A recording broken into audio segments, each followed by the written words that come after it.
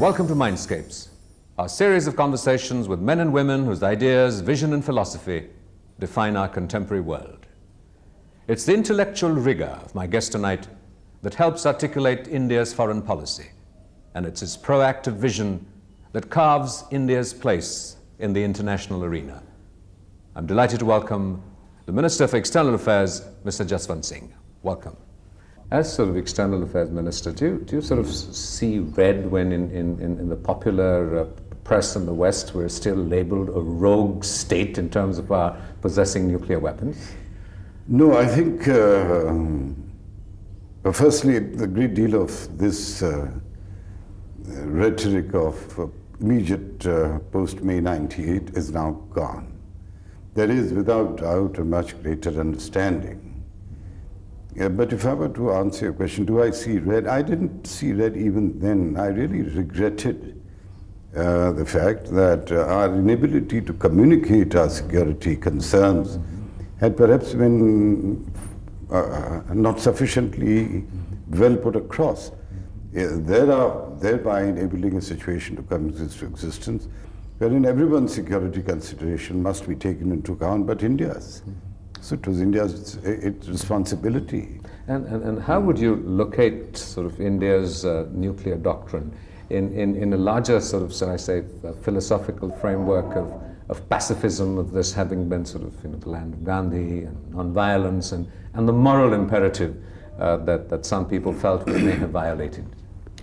I think the moral first, you have to make a distinction between individual morality and public morality. We have when you use the English phrase, you have to go into explanations. But our own civilizational memory informs us that there is such a thing as Nij Dharma, which is an absolutely a separate thing to Raj Dharma. That dharma, or that obligation, or that duty which you have to perform when you have the responsibility of office. And therefore, so far as the moral question is concerned, you have to put aside individual moral or the absence of morality aspects away. You have to deal with it altogether very differently. At other levels, when it comes to India asserting this requirement, I don't think there's any one particular point at which you begin to do so. It's really the defining moment comes when you take a decision. And then for taking the decision, you attempt to calculate as carefully as you can all the possible consequences of it. And to relate all this to pacifism or Gandhi's inspiring presence, I don't think this is at all contradictory, because civilizationally, culturally, by inclination, and even in policy terms, India is not either a destroyer of the non-proliferation regime, nor is that a line which we intend to continue to pursue. In fact, to the contrary.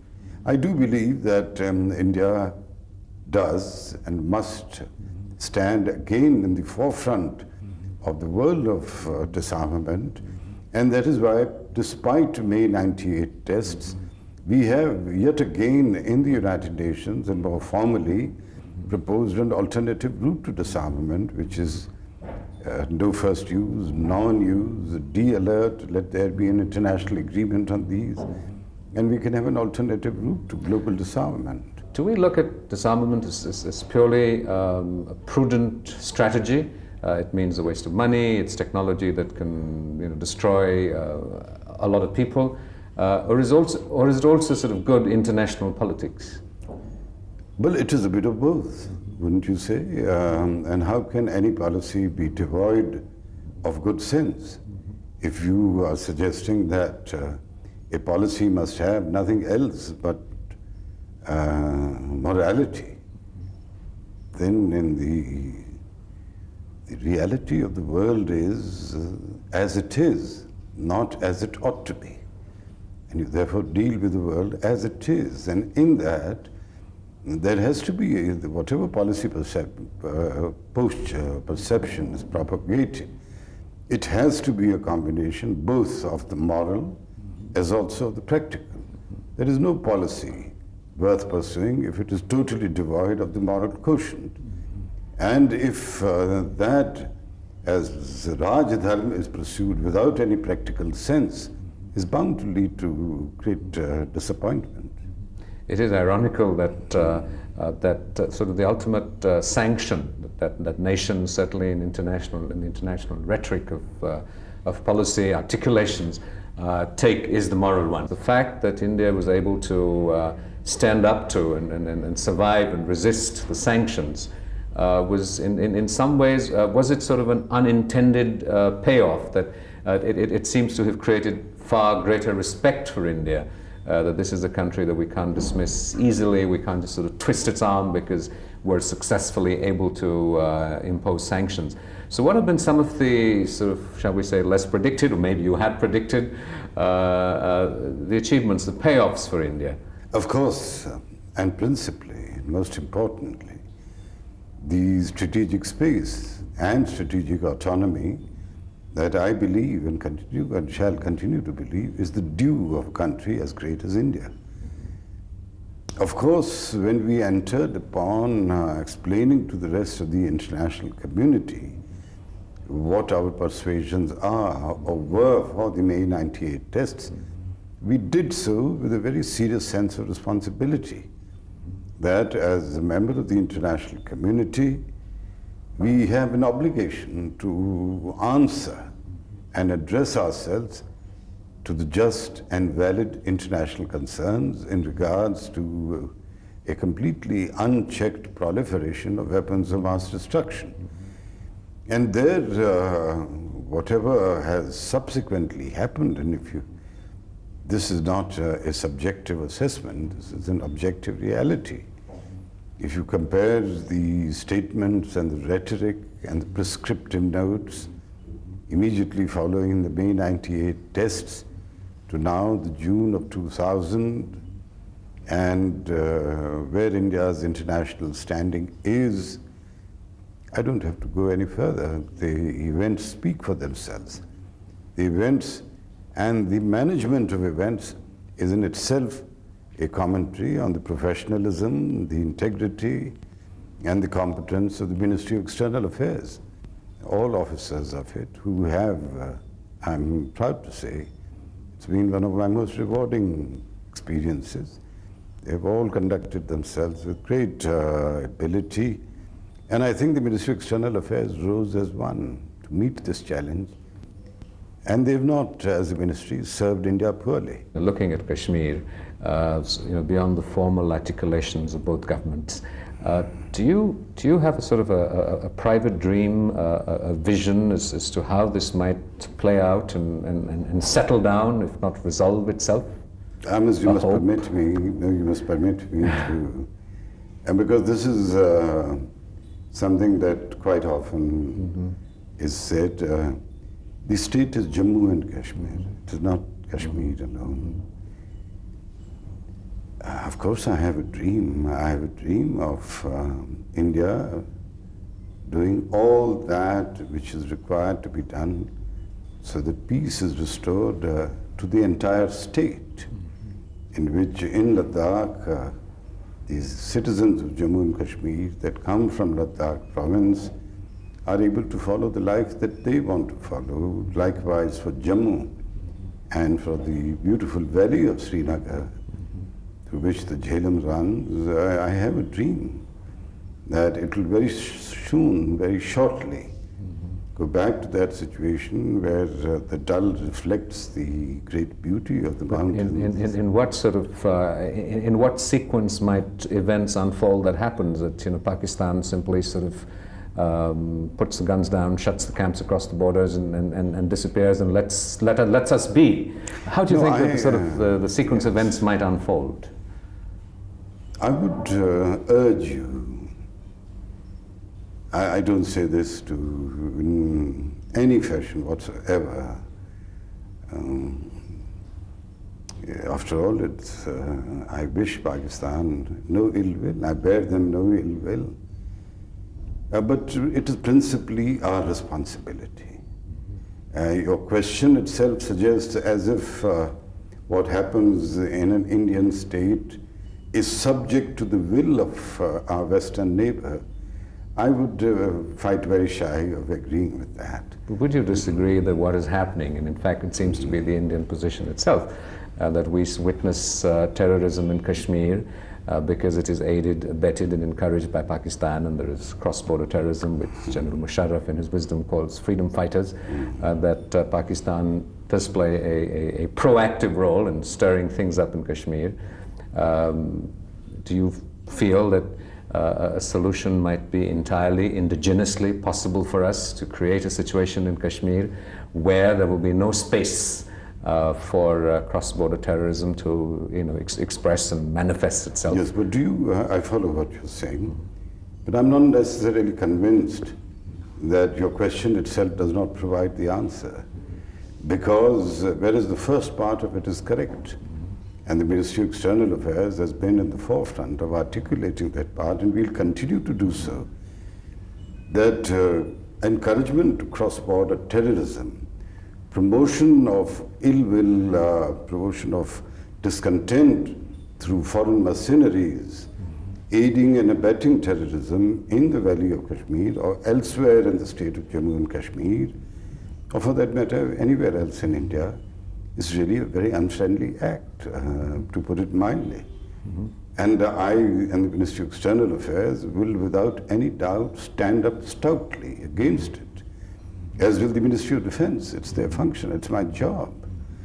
Having said that, how do I defeat this cross-border terrorism? I defeat it at the level of combating it as terrorism. I defeated it by bringing international attention to bear upon it. But the responsibility of restoring order in the Indian state of Jammu and Kashmir is India's. And whereas Pakistan must be held to account for promoting discontent and terrorism there, that does not absolve us of the responsibility to which we must address. That is why I say that this constant preoccupation with our Western neighbor is perhaps better put aside. Let us move ahead. India is on the move, and I urge you to consider that the very dynamics of India being on the move has within it limitless possibilities. So let's look at India on the move, Yes. in the context of globalization, which has played a very important sort of interface with the way our foreign policy expresses itself and the way we interface with nations, the increasing role of economic relations between nations. Do you feel globalization has been kind to India? And no, I don't think here again India, as the great country that it is, a nation of it, should really be asking itself as to whether the rest of the world has been kind to it or not. India must not approach any international issue as a mendicant, which has been our approach in the Ministry of External Affairs. In assessing the present situation, I have to perforce take you back somewhat to the end of the decade of the 80s, 89. Now 89 was a kind of a defining year. One does not really know as to when exactly the Cold War ended, but if there is a defining moment, it is the pulling down of the Berlin Wall. Now, just after the pulling down of the Berlin Wall, the rest of the international community, the world, went into a reordering of the globe, as it were, both political and necessarily economic. It was axiomatic that that would follow. And it's a matter of record now, and future historians will no doubt observe upon it, that just when the rest of the world went into a political and economic reordering of things, then India between 89 and 99 went into a mode of reordering its internal polity and finding an answer to that most difficult of questions, which is an orderly succession in a democracy. Now this set us back for about 10 years, set us back both in the arriving at and of an internal consensus in regards to major international issues. It also, it prevented us from addressing ourselves to the changes that were taking place economically. It is in this phase that in 98 the May tests took place. We were thereafter pulled down and from office by just one vote. When the need was for continuity, it redounds to the great credit of the Indian electorate that they asked it to continue. Nevertheless, now it is in this kind of a background that we have a situation in which the WTO comes into effect, which we inherit as a government. We inherit, and new stock phrases of globalization, market forces, etc. come to place. That again is the reality. It's an inherited reality. It's the existing reality. The challenges of it we have to address, and I have no doubt that we can address, given the great ability that India has, the strengths that India has.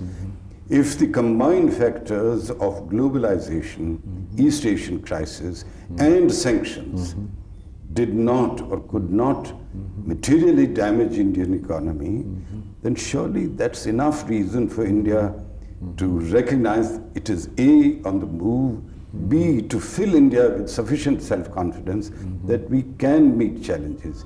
And that's what I mean, that we shouldn't really reflect on whether the rest of the world has treated us kindly or not.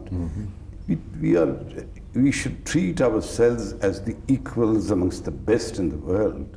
The question was whether you felt that the processes of globalization, which in some ways inevitably will have influence or might have influence, and that's as much a question as a comment, that through the process of globalization there's greater access to markets. The United States perhaps sees India's expanding markets of value to itself and its economy. It begins to impact the way the United States looks at India. It has certainly impacted the way the United States looks at China.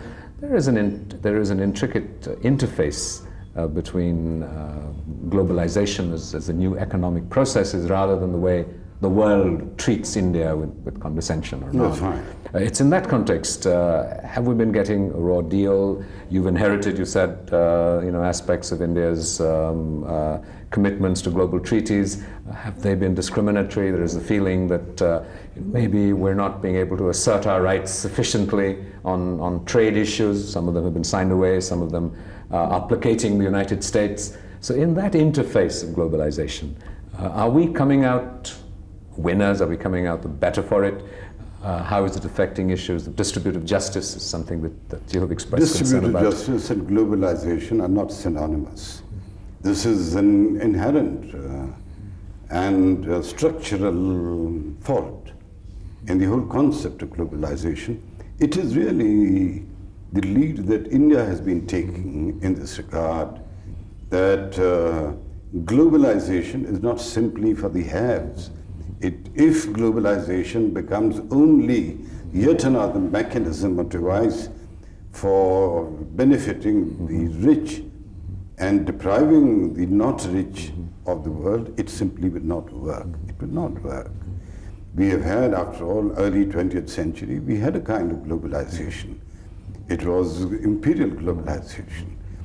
Towards the end of the 20th century, we witnessed another, which was a globalization principally motivated by those that were developed countries and who wanted a stable trading order in the world so that the developed world could continue, but this is not anything that I am astonished at. The nations will pursue paths that are of their national interest. It is for India to recognize, yes, this is their national interest, in that national interest, in the face of that national interest, this is what I have to do. What has been the balance sheet at the end of it? I think considering having lost the period of 89-99 virtually through internal political, except for Mr. Narasimha Rao's government, which went through its full time, and it was a government that addressed itself to these issues. It addressed itself ably to these issues. But we lost a number of years. There were a number of setbacks in this regard. I think for every subsequent challenge that India has faced, India has not been faulted and has certainly not let go of its national interest. I don't want to go into the details of the Seattle round, etc. But I'm not at all unhappy with the management of the situation by the government thereafter. What are the dynamics of the Ministry of External Affairs interacting with others, with other ministries headed by coalition partners who may have had differing perceptions, say on Sri Lanka, for example?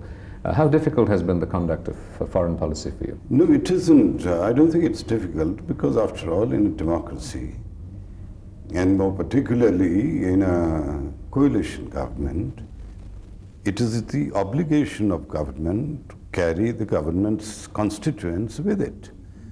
I don't see why we should find that as some kind of a questionable activity, or as if in doing so the government is somehow doing that which it ought not to. Indeed, the very contrary is the reality. It is the obligation of the government to explain its policies to the larger community of citizens via the parliament, via agencies like yours, via the written word. And when it comes to explaining a policy, obtaining the required consensus within the coalition around a policy, why, it's the obligation of the government. And I haven't faced any difficulty when it comes to Sri Lanka, because the government's approach towards the challenging situation in Sri Lanka has been very clear from the very beginning. So you were recently in Sri Lanka. What did you really say to the Sri Lankans? Well, that's very difficult. What did I really say now? I can't surely accept that. It would be impossible for me to share the contents of conversations with high dignitaries of state like the President of Sri Lanka to the media, but I can share with you the objectives of my mission, which were really to reaffirm to the Sri Lankan government that what we sought was a solution which was within a unified Sri Lanka, in which the aspirations of all the citizens of Sri Lanka were met. We felt that that is best achieved through the earliest restoration of lasting peace.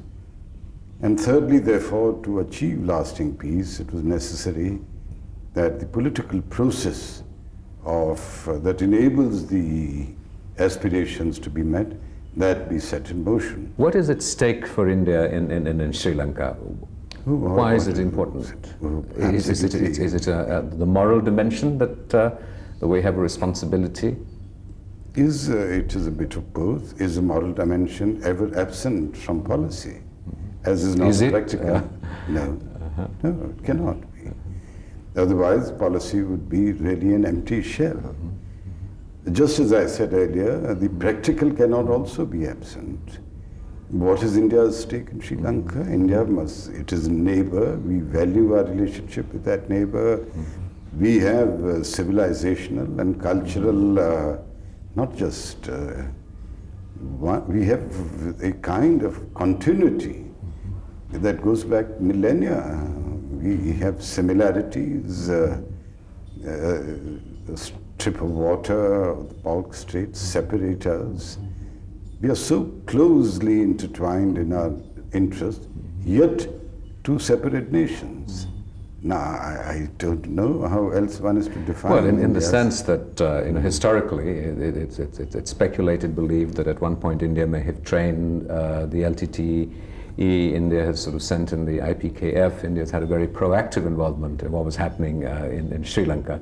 So, in that sense, how do we sort of look at balancing our relations with Sri Lanka in terms of our interests, our moral responsibility, our civilizational history, our concern for a neighbor? What is sort of the umbrella vision that governs this? Well, the vision I have explained just now, but if you were to define or describe the IPKF experiment as proactive policy, I would have very great difficulty, because proactive somehow, by the kind of meaning that you attribute to it and the question that you ask, then is to be very seriously faulted. If IPKF was being proactive and the constructive and I think very supportive role that India has now adopted is therefore to be called something other than proactive, then your choice of word is unwise and incorrect. How would you describe it? I think exactly as I've said, as supportive, as constructive, and as really the best possible option under the circumstances of enabling Sri Lanka, a valued neighbor, to flower into peace so that all citizens of that country are enabled to have a true say in their respective political and economic destinies. India seems to be moving increasingly towards a more sort of bilateral equations with the countries, and SAARC seems almost on the back burner, as it were. We've resisted sort of a meeting of the SAARC heads of state, ostensibly believed, perhaps because we didn't want a dictator to represent his country in what is essentially the democratic states. What is India's position, role, vision for SAARC? Yes, because your question contains a question and also a statement. Please understand that India's position post-military coup in Pakistan as regard to SAARC was really dictated by very practical considerations of having a policy that is uniform. We could not have adopted one policy in the Commonwealth and the absolute opposite of it when it came to SAARC. The SAARC heads of state meeting was scheduled some weeks ahead of the Commonwealth meeting in Durban. We had anticipated that Durban was likely to come up with a very strong position about military coups because the Commonwealth had taken a stand at Harare, thereafter defined at Millbrook, and therefore but the president of SAARC, Sri Lanka, consulted member countries who felt it's best deferred. Thereafter, so far as SAARC activities go, at the official level, at the technical level, activities are continuing. I have no doubt in my mind that as soon as situation reverts to a kind of normalcy, we've got nothing against any particular person that chooses to lead Pakistan. As soon as situation comes to a degree of normalcy, no doubt SAARC will pick up its activities again. The third part as to whether India concentrates more on bilateral rather than on the collectivity of SAARC, I don't think so necessarily. Even within the European Union, for example, India's bilateral relations with European countries have importance, so at times greater importance than India's relationship with EU as a whole. That is inbuilt into the situation. Even though the very first India-EU summit ever, for that matter, EU's summit with any countries, is to take place only later this month at Lisbon. What role do you see for shall we say, regionalism or regional groupings in this era of globalization, not just of economic activity, but in a much larger sense. Sort of, we describe it as a unipolar world. What role does regionalism, nationalism, what role do these isms have in your vision? I think it would be a great error and simplicism to write off nationalism. Nationalism is a very potent force. It not simply gives a people identity, it gives people a focus, and it enables nations to endeavor to reach outwards.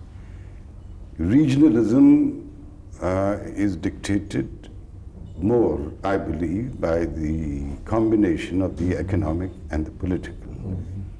There are certain economic realities that begin to assert themselves simply because it makes more sense to have easier trading conditions within a region. Hence you have many such manifestations, ASEAN, or we are attempting that in BIMSTEC, or the North American Free Trade Area. We have a free trade with Sri Lanka. The political also comes into it, which is the best example of which really is today's European Union.